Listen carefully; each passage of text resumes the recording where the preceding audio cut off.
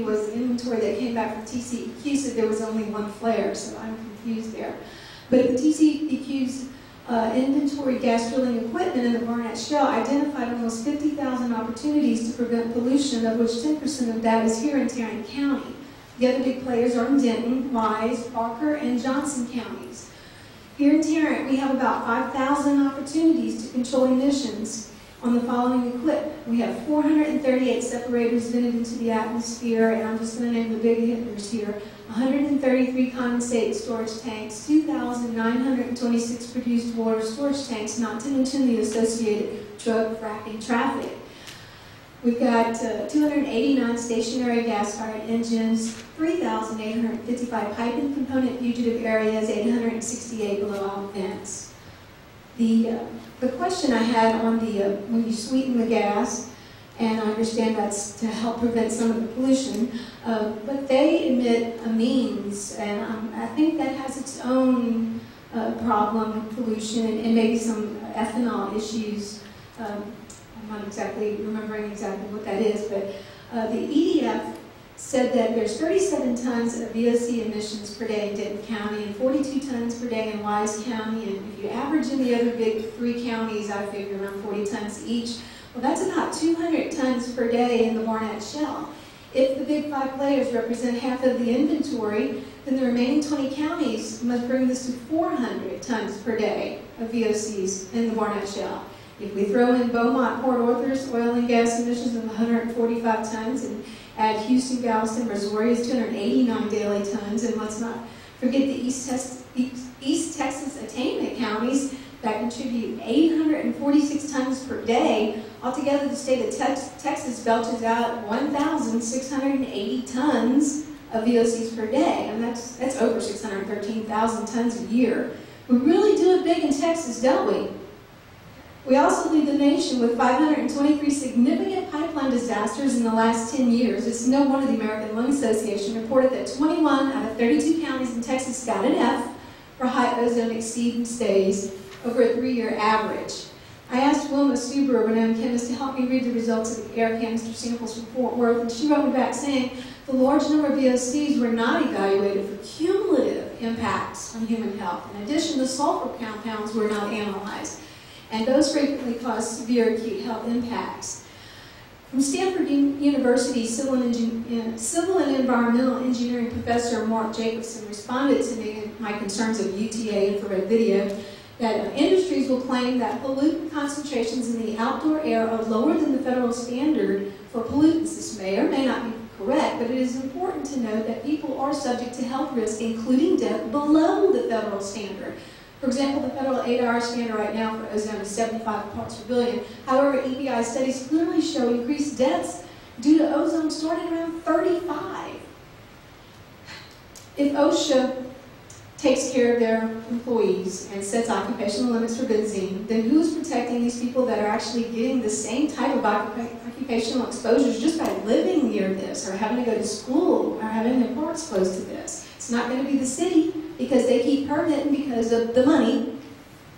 Not you, but the tax base. Well, we can't rely on the state. There's no fracking laws in the state. You look at the state code. We can't rely on the state, and I really hope the EPA will look at the 25-ton permit by rule standard and lower that to maybe 2 tons. If you've got 15,000 under the radar gas well drilling sites saying they're minor source emitters, whoa, you've got a big problem when there's 15,000 of them right under people's noses. Thank you.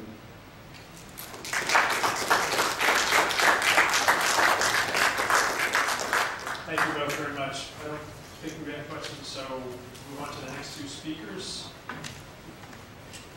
Angie Burkhalter and Tim Rigario. Best I can do.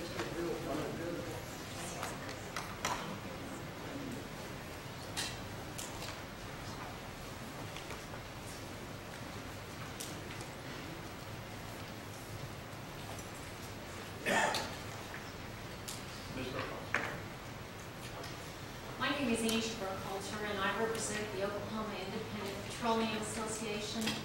OIPA has approximately 2,000 small to large independent crude oil and natural gas producers producers that operate in Oklahoma.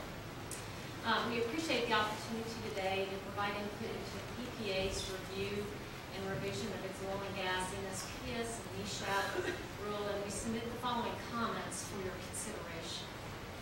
We request EPA to ensure that its review and analysis of the oil and gas, NSPS, and NESHAP rule is scientifically based, the need for more regulation is fully justified, and that economic impacts to oil and gas operations have been completely evaluated.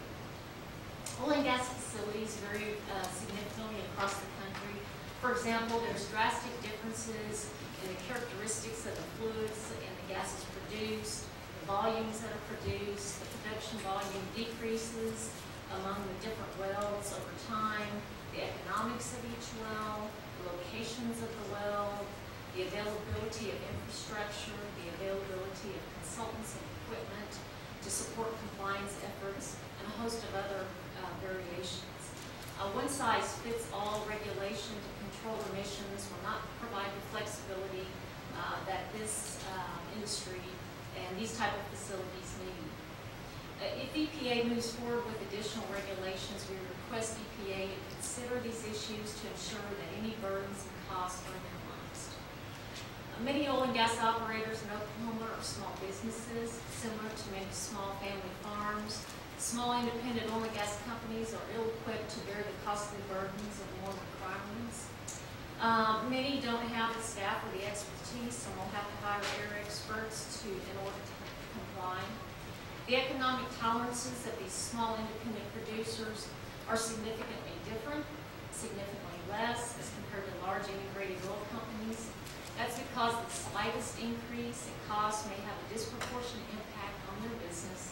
Simply put, these owners and operators must carefully identify and assess all the regulatory compliance requirements for each well in order to manage the related risk in the context of their overall business and its substantially more modest budget.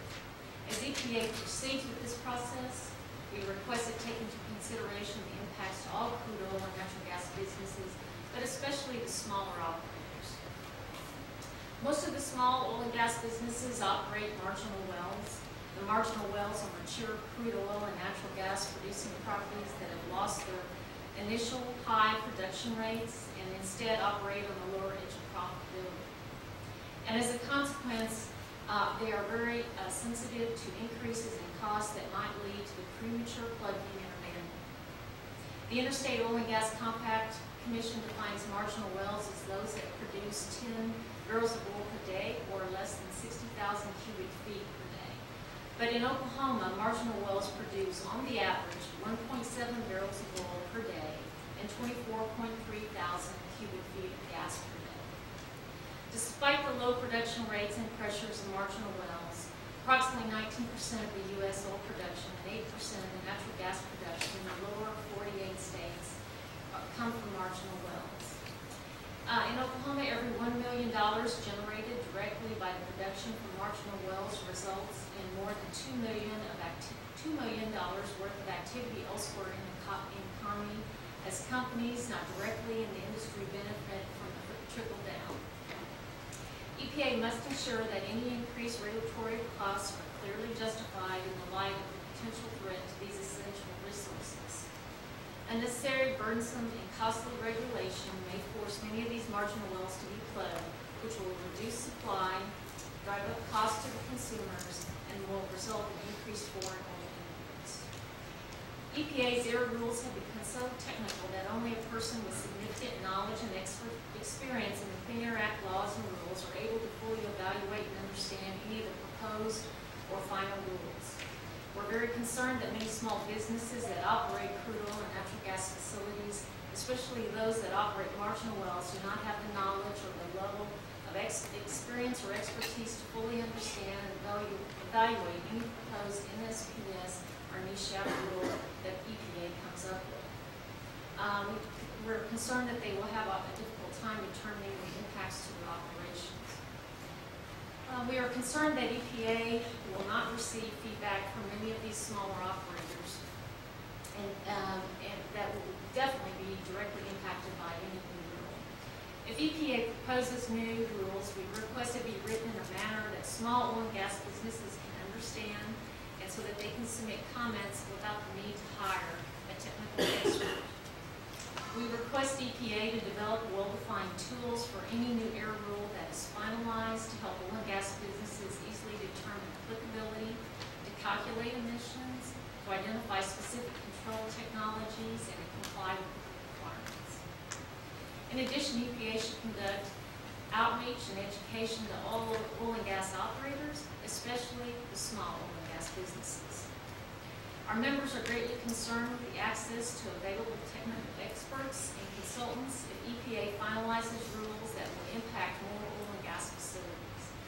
As previously stated, many small oil and gas businesses don't have the staff or expertise to address area issues, and with a significant number of producing wells in Oklahoma, we think there will be a shortage of qualified consultants to help operators comply. We request EPA to take this into consideration.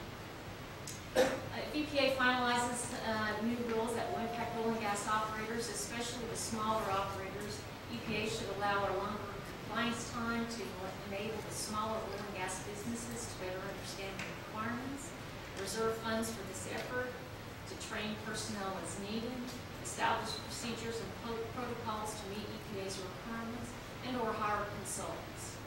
We look forward to working with EPA in its review and analysis of its oil and gas NSPS and USHOP requirements, and we appreciate the opportunity to provide input into this process. Thank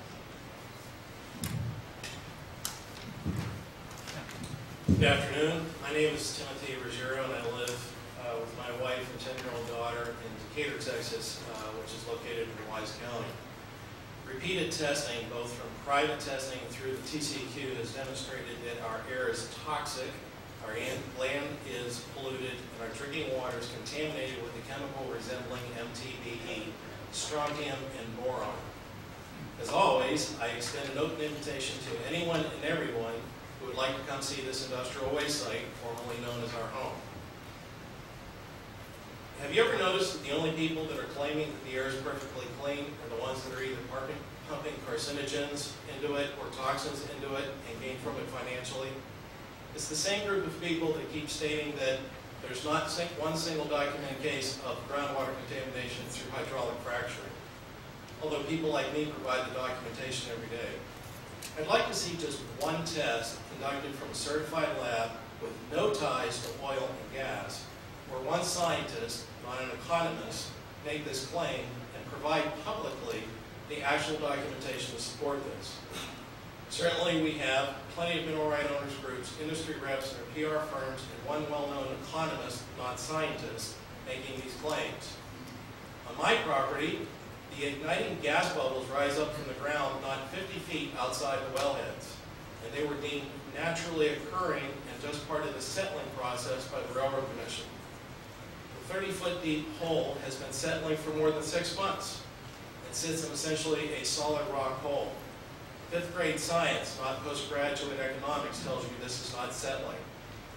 David Porter, Republican candidate for Railroad Commissioner, has stated on his own campaign website that, and I quote, "Current and emerging technologies and methods of exploration allow us to explore for energy, obtain the necessary energy resources, and return the explored area back to its original condition, or in some cases, better." I have asked Mr. Porter for a listing of these sites, particularly those in better condition, over a month ago because he apparently has never visited a well site before. Perhaps Mr. Porter will take me up on my invitation. During the drilling process, the TCEQ determined that through a Screen 3 modeling that my family and neighbors were being exposed to 380 parts per billion of nitrogen oxide an hour. The National Ambient Air Quality Standard states that we should not be exposed to more than 53 parts per billion annually. You don't have to have a PhD in economics to figure out that we receive more than 10,000 years